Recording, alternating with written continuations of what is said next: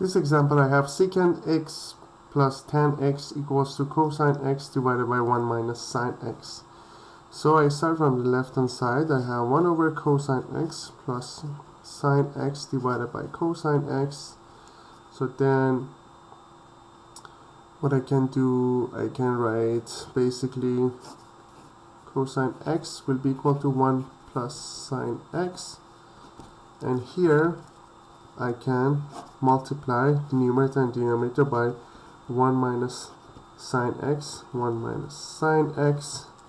So here will be 1 minus sine squared x based on the difference of squares, and here I have cosine x, 1 minus sine x. So 1 minus sine squared x is the same as cosine squared x, and here I have cosine x, 1 minus sine x. So it will be cosine x divided by 1 minus sine x.